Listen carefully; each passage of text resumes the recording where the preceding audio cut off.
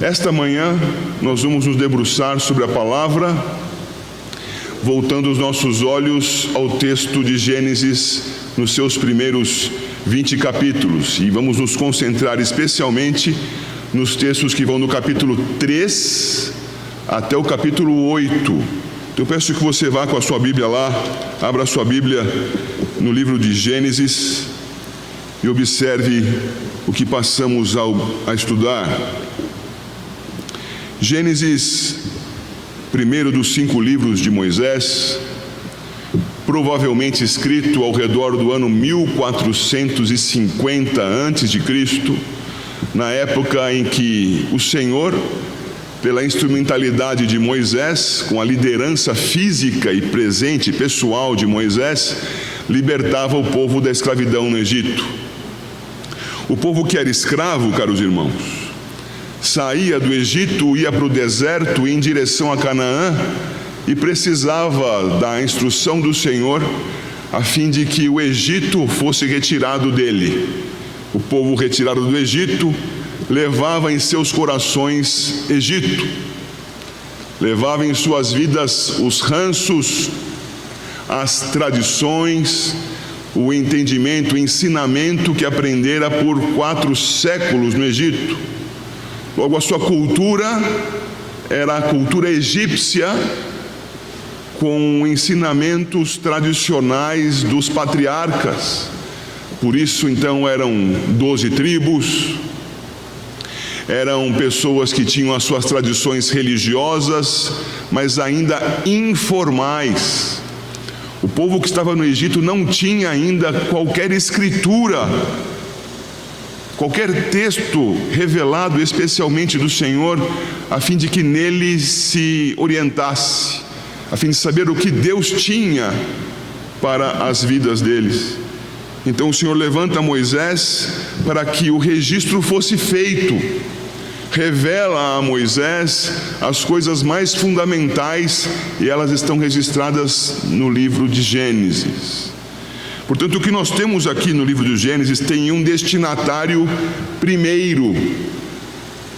É certo que o texto é para nós, igreja, mas as primeiras pessoas que tiveram acesso a esses ensinamentos foram os hebreus libertos do Egito. Há então algum propósito imediato. O texto de Gênesis pretende impactar os seus primeiros leitores, os seus primeiros ouvintes, com uma mensagem que apontasse para a redenção e que ensinasse a grandeza do Deus verdadeiro, ensinasse a importância de andar com Deus e de, andando com Deus, ter vida. Nesse sentido, então, ao olharmos para o texto escrito primariamente para os hebreus, nós observamos, e você pode ver lá no capítulo 3 de Gênesis, por favor, vá até lá, que após a queda do homem em pecado, desobedecendo a Deus, podemos observar os versos 22 a 24, o que se diz: Então, disse o Senhor Deus: Eis que o homem se tornou como um de nós, conhecedor do bem e do mal, assim que não estenda a mão, e tome também da árvore da vida e coma e vive eternamente. O Senhor Deus, por isso, o lançou fora do jardim do Éden, a fim de lavrar a terra de que fora tomado. E expulso o homem, colocou querubins ao oriente do jardim do Éden, e o refugir de uma pedra que se revolvia para guardar o caminho da árvore da vida. Neste texto, irmãos, nós aprendemos que o Senhor conclui a etapa também primeira do juízo sobre Deus, apartando, separando da sua comunhão e da comunhão do homem com um ambiente de vida. O jardim do Éden compunha toda a criação inicial, mas com uma característica muito especial. Aquele jardim era o lugar onde o homem vivia e desfrutava da vida, muito especialmente da vida em comunhão com Deus. Se você olhar mais atrás, no capítulo 2, verá que não houve qualquer proibição para que o homem chegasse à árvore da vida. A proibição era quanto ao comer da árvore do conhecimento do bem e do mal. Logo, o homem tinha acesso à vida, à comunhão com Deus, ao fruto da árvore da vida. Mas uma vez corrompido, o juízo de Deus sobre o homem implica na sua cisão de comunhão. Não há comunhão com Deus mais. Há uma quebra interna no homem. Ele não se reconhece mais como imagem de Deus, embora seja ele que pretendia ser igual a Deus, ser semelhante a Deus, ser imagem de Deus, o que na verdade ele já era. Deus o fizera assim. Agora ele, buscando ter o que Deus já havia lhe dado, perde parte do que Deus havia lhe dado. Perde comunhão, perde a integridade do seu ser e perde a comunhão com a sua esposa. Essas rupturas são completadas quando o homem é posto fora do jardim. Ruptura. Ele não tem mais acesso a essas coisas por seus próprios esforços. Então ele não se relacionará mais com Deus. Ele não terá mais paz interna, própria, a partir de si mesmo, consigo mesmo. Ele não terá mais paz com o seu semelhante, muito particularmente na sua casa, com a sua família, com a sua esposa, porque ele pecou. Deus vai reaver, vai recuperar isso tudo em Cristo Jesus, mas o ponto marcante para a história de Israel é: desobedecer a Deus leva à morte. Desonrá-lo leva à perda. E esta perda, o texto ainda nos registra, se você avançar para o capítulo 6, esta perda tende a aumentar em sua qualidade, em sua quantidade. Se o homem com um pecado foi separado de Deus, ele agora passa a somar muitos pecados e de maior intensidade. Logo, há um aumento de quantidade, muitos pecados, e de qualidade, vários tipos de pecados. E o homem então é identificado por Deus, e você pode olhar aí 2 versículos do capítulo 6, versículo 5. Viu o Senhor que a maldade do homem se havia multiplicado na terra, e que era continuamente mau todo o desígnio do seu coração. Aquilo que foi uma inclinação consumada do coração de Adão, agora é todo o desígnio do coração humano. E indo para o versículo 12, vemos novamente: viu Deus a terra, e eis que estava corrompida, porque todo ser vivente havia corrompido o seu caminho na terra. Por favor, atente para isso. Se no 5 observa-se que o homem estava corrompido, no 12 observa-se que a terra e todo ser vivente nela estava corrompido. A corrupção humana alcançou toda a criação. Logo, o que nós temos aqui, meus caros irmãos, é um crescimento da maldade. E se o Senhor aplicou juízo sobre o homem e sua mulher, apartando-os de si, agora o Senhor aplicará juízo sobre esta criação. E o juízo virá sob a forma do dilúvio. Isto ensina e reforça ao primeiro leitor a ideia de que andar com Deus é vida. Andar na incredulidade, andar se opondo a Deus, ou andar desobedecendo a Deus é morte. E você não precisa ser lembrado por mim, você lembra facilmente da história do Êxodo, do Levítico, de Números, e perceberá o quanto de desobediência houve daquele povo e as consequências de morte que se abateram sobre ele. Ele precisava desse ensino, embora o ensino, se não for assimilado, não for crido, não gere frutos de vida. Transponho isso para você e para mim aqui hoje. O ensino está posto. Conhecê-lo é de fundamental importância, mas não é completo. Tempos atrás estudamos sobre a importância da evangelização. Talvez você que tenha participado daquele culto se lembre agora disso. Evangelizar é importante? Sim. Evangelizar é fundamental, mas não é suficiente. Se o Senhor não aplicar aquilo ao coração humano, se o Senhor mesmo não vivificar o coração humano, a evangelização fica infrutífera, não gera vida.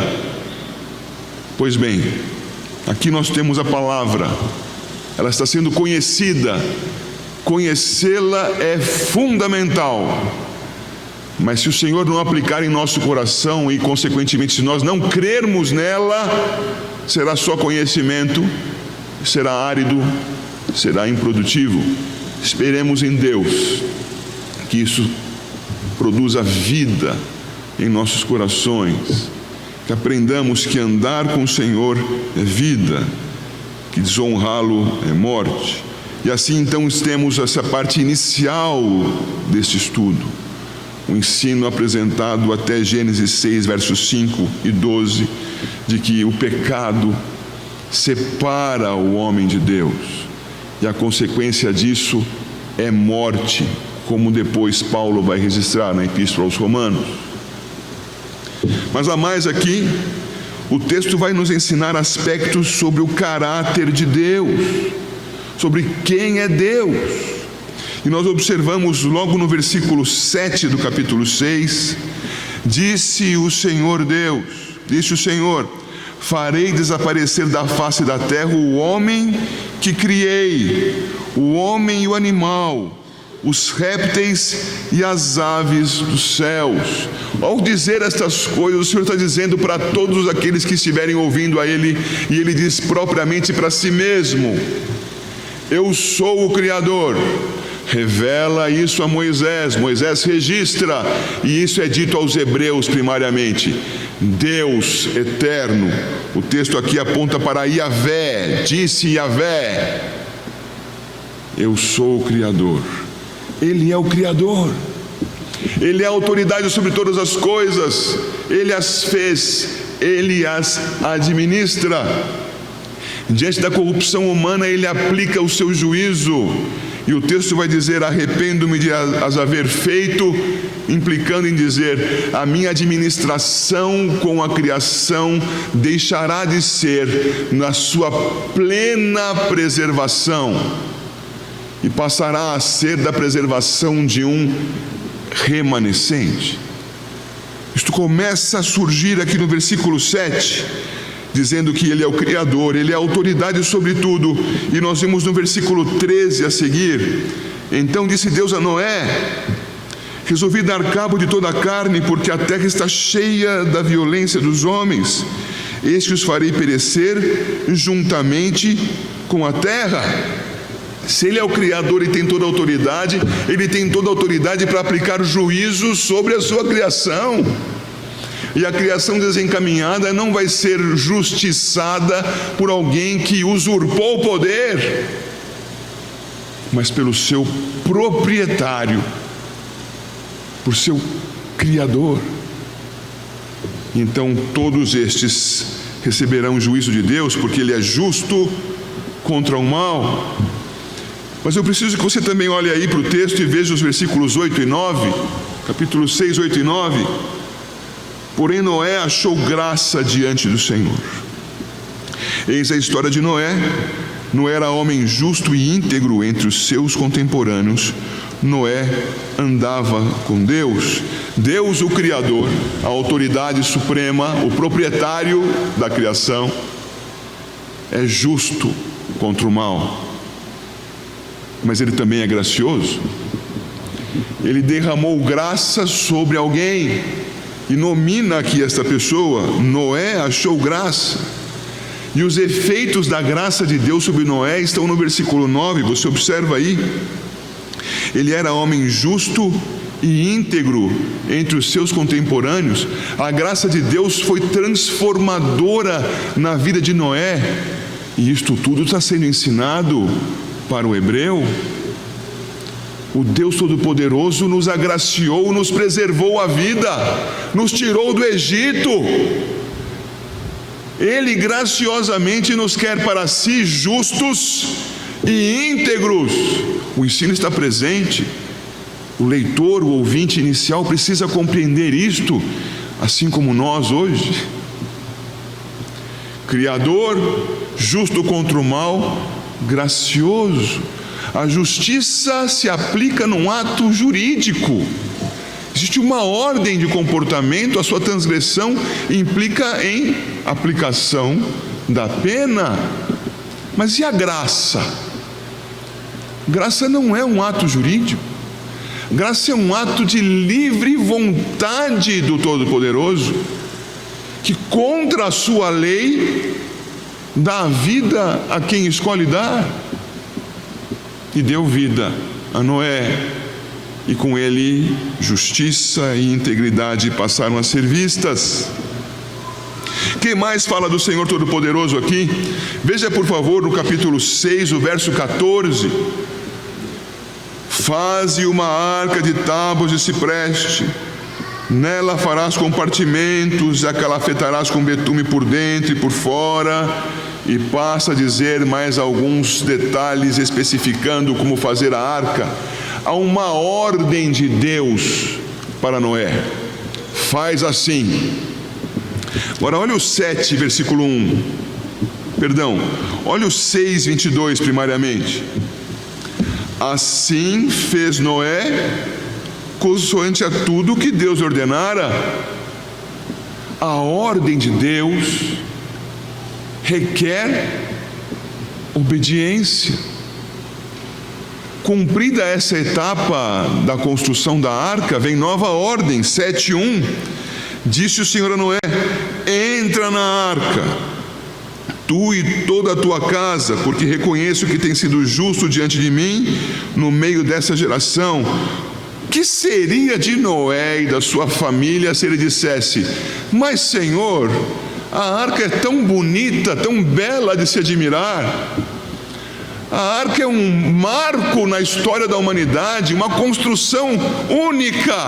Deixe-me ficar aqui fora assistindo a beleza da arca quando ela flutuar sobre as águas.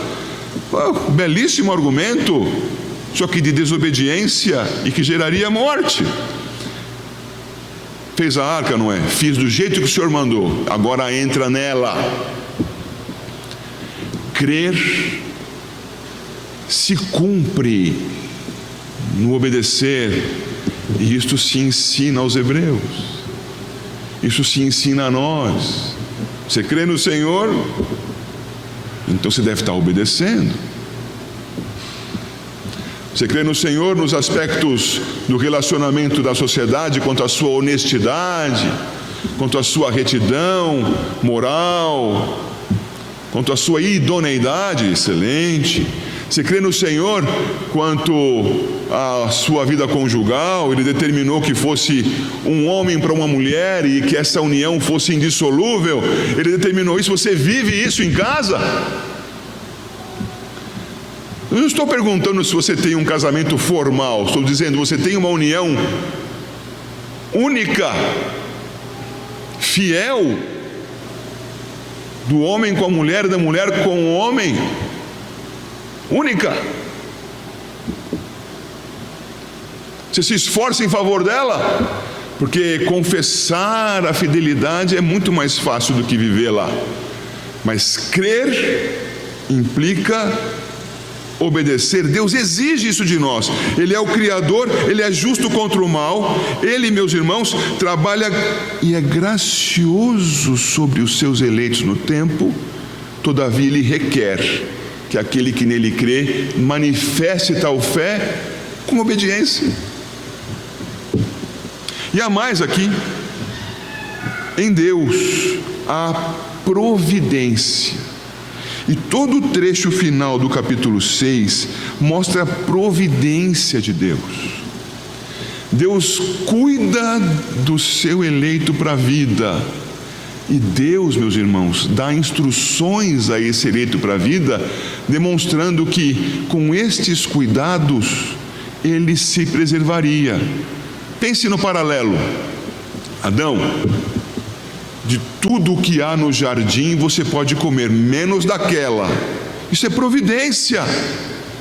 Ele está instruindo quanto ao que deve ser feito.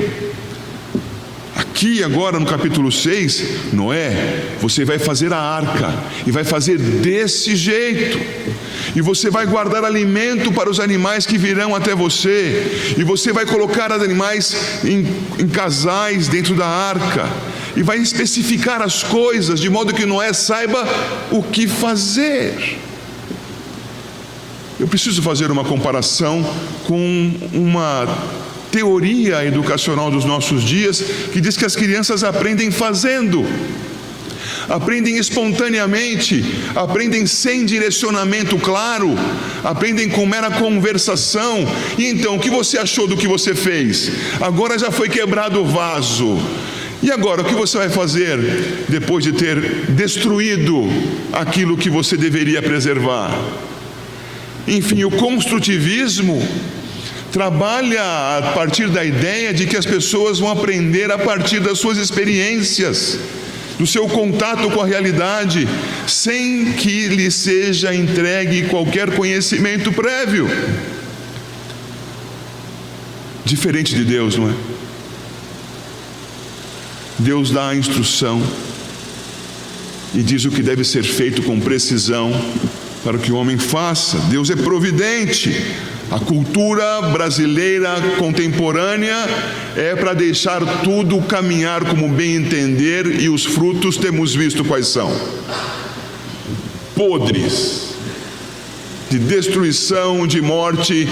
Por isso temos tanto medo de andar nas ruas, por isso vemos tanta corrupção nas instituições, por isso somos nós mesmos representados como sociedade pelos nossos legisladores, porque a sociedade é corrupta, formada para ser assim, porque a ela foi negada a instrução cuidadosa do que deveria fazer. Deus não faz assim. Deus diz o que deve ser feito e diz como deve ser feito. Ele instrui com precisão, ele é providente. Essas características são dadas aqui no texto, e o hebreu deveria aprender isso, crer nisso, cumprir isso, e nós também. Não podemos tratar esse texto tão somente como uma ilustração histórica. É ensinamento do Senhor a respeito de Cristo, nosso Redentor, para que, crendo nele, o obedeçamos e vivamos. Mas se ele faz isso a respeito de si mesmo, ele também fará alguma coisa quanto à sua instrução para a preservação do povo. E você observa, por favor, no capítulo 7, verso 13, veja lá, que dada a ordem para que Noé entrasse na arca, então, no verso 13, nesse mesmo dia entraram na arca Noé, seus filhos Sem, Cã e Jafé, sua mulher e as mulheres dos seus filhos. Observa, por favor, que aqui, meus irmãos, está sendo comunicado o ensinamento de preservação do povo visível de Deus. Esse texto poderia ser utilizado quando nós aplicamos o batismo nas nossas crianças, o batismo da aliança. O Senhor preserva o seu povo visível. O Senhor o separa de todos os demais. Por favor, se você voltar para o capítulo 6, verso 8, verá que Noé achou graça diante de Deus. Todavia Noé, sua esposa, seus 3 filhos e as esposas deles é que estão na arca. Na graça aplicada sobre Noé, Deus aplica a graça sobre o seu povo visível de então. Ele o separa dos demais. E os hebreus tinham que aprender isso. Eles tinham sido retirados do Egito, separados dos demais. Eles não faziam mais parte daquele grupo. Aquela cultura, aquele comportamento, aquela visão de mundo não eram mais as suas. Não deveriam mais ser seguidas. Traga isso para nós como igreja. Nós como igreja não estamos dentro deste mundo fazendo parte dele. Quantos textos temos nas Escrituras nos mostrando que somos peregrinos, estrangeiros? Assim foram os nossos pais lá saídos do Egito. Assim somos nós. Na medida em que nós nos misturamos com os demais, estamos dizendo para Deus: não quero entrar na arca. Tá bom aqui na arca, que venha a chuva. Mas o Senhor diz: não, eu separo vocês deste mundo, separo vocês e os coloco na arca. E embora muitos vão dizer que a arca simbolize a Cristo, e em certo sentido simboliza, porque é o corpo de Cristo que está aqui simbolizado, e o corpo sem cabeça não tem vida. Cristo, o cabeça da igreja, está sim simbolizado na arca, mas a arca simboliza muito mais a igreja, o povo de Deus preservado em meio à tribulação deste mundo, o povo de Deus separado do mundo, e nós, os crentes, com os nossos descendentes, aproximados como povo visível de Deus, numa comunidade, numa organização que aqui está simbolizada na arca, mais tarde seria simbolizada na nação de Israel, e hoje está presente dentro da igreja. Nós sabemos que Cã pecará contra o seu pai. Cã será amaldiçoado. Estava na arca e foi amaldiçoado depois. Não fazia parte do povo da aliança, mas estava na arca. Da mesma maneira, nós olhamos para a igreja e sabemos: aqui há gente que foi separada por Deus dos problemas e dificuldades desse mundo. Contudo, nem todos são crentes, mas estão na arca, estão separados do mundo, da sua perdição comum. Como é bom, até mesmo para aqueles que estando conosco e permanecem incrédulos, como é bom para estes estarem conosco. Quantos proveitos têm? Para falar o mínimo, eles têm uma reunião cultural, ao menos uma reunião cultural por semana, para falar o mínimo, em que nós estudamos, raciocinamos, pensamos, cantamos, assistimos, no mínimo, para tratar o culto como uma coisa comum. Mas há muito mais do que isso. E a palavra vai nos dizer que aqueles que participam dos trabalhos da igreja acabam desfrutando das bênçãos que estão postas sobre outros. A bênção do Espírito aplicada sobre o crente resvala, respinga sobre incrédulos ao seu redor. E Noé, agraciado, tinha Cã consigo na arca. É preciso que nós observemos essas coisas e vejamos que Deus é fiel na preservação do seu povo, no seu povo visível, mas também é esperança para outros que não são parte da família como tal, mas que são alcançados por extensão do testemunho desta família. Ainda no capítulo 7, peço que você vá aos versículos 14 a 16. Eles, referindo-se à família de Noé, e todos os animais segundo as suas espécies, todo o gado segundo as suas espécies, todos os répteis que escastejam sobre a terra segundo as suas espécies, todas as aves segundo as suas espécies, todos os pássaros e tudo que tem asa, de toda a carne em que havia fôlego de vida, entraram de 2 em 2 para Noé na arca. Eram macho e fêmea os que entraram de toda a carne, como Deus lhe havia ordenado, e o Senhor fechou a porta após ele. Atente para isto. Isso aqui é o registro histórico do resgate daqueles animais. Todavia, também é um símbolo. Mais tarde, meus irmãos, o Senhor determinará animais puros e impuros, puros e imundos, para consumo e para sacrifício. Mais tarde ainda, depois da ressurreição de Cristo, depois do batismo com o Espírito sobre a igreja, Pedro tem uma visão celestial em que é dito a ele: mata e come. Não considere impuro aquilo a que Deus purificou.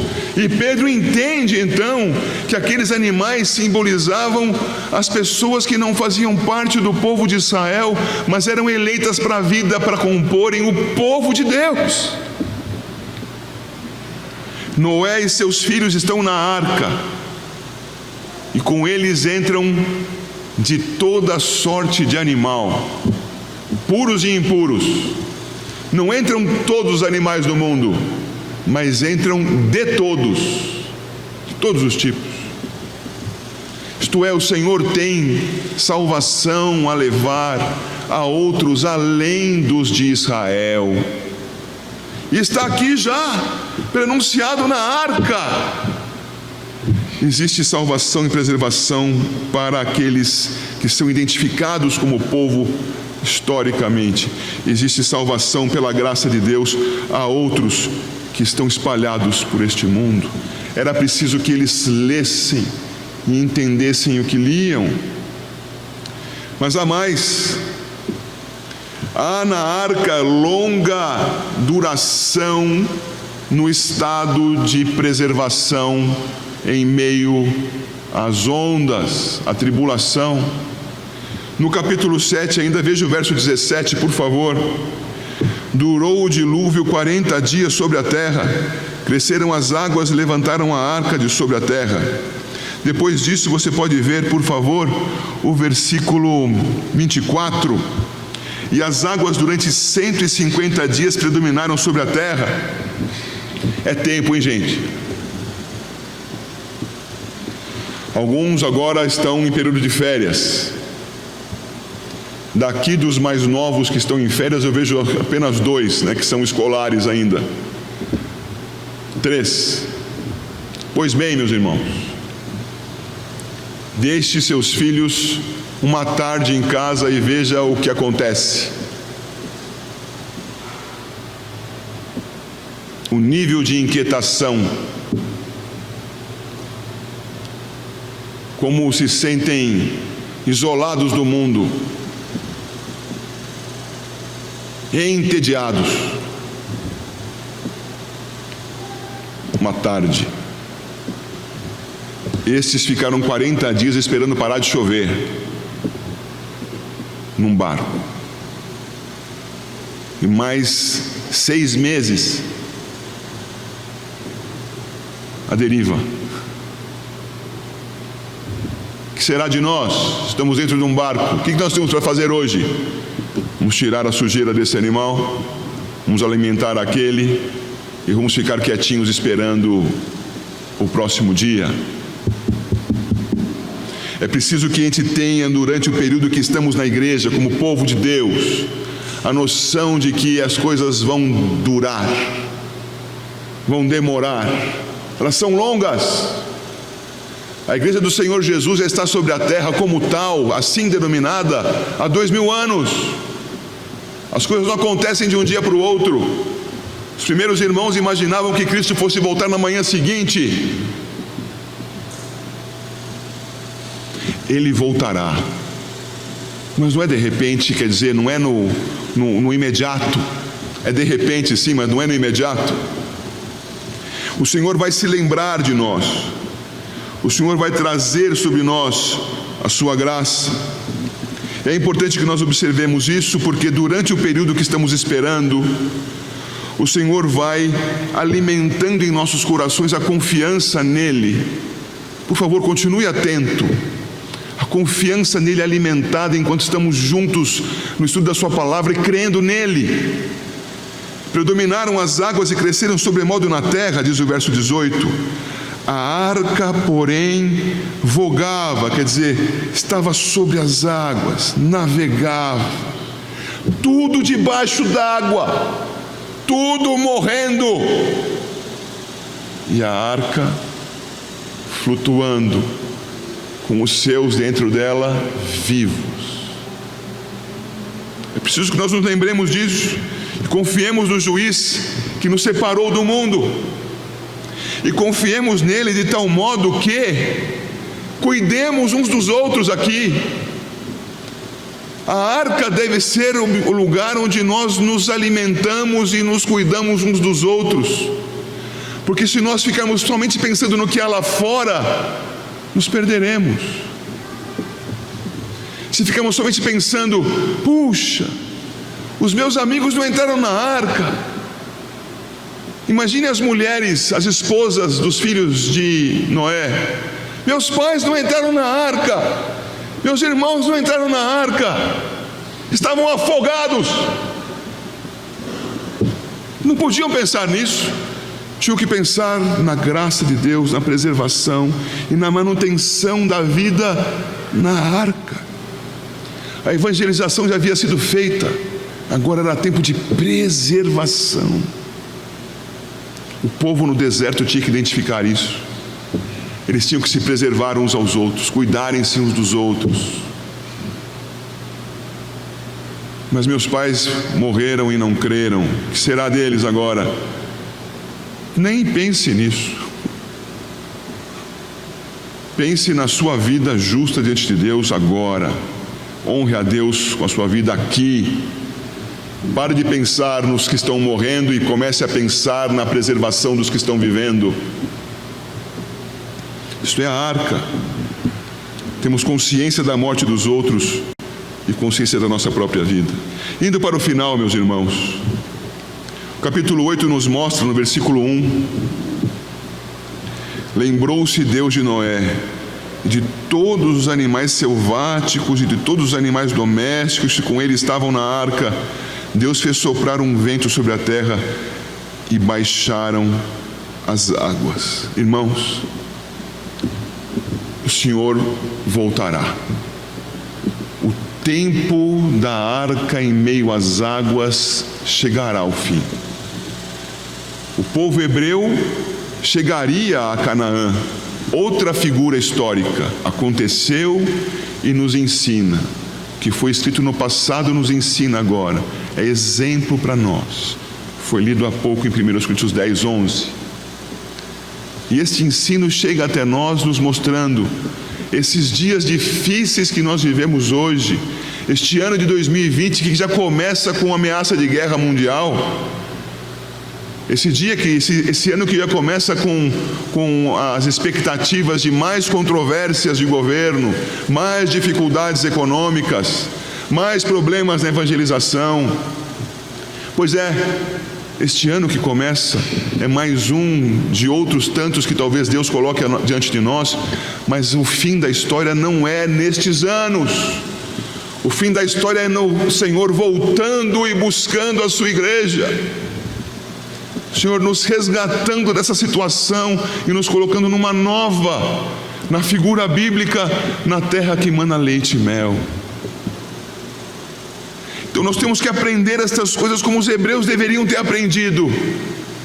E na leitura que fizemos essa semana em Gênesis, precisamos aprender esses dados sobre Deus, sobre o seu juízo, sobre a sua preservação dos seus eleitos e sobre o nosso comportamento nesses dias. Espero em Deus que você seja abençoado ao se recordar disto, que fez parte da leitura semanal que você acaba de fazer. Em nome de Jesus, sejam abençoados diante do juiz, do Redentor, da consciência de igreja e do fim que certamente virá pela graça de Deus. Amém.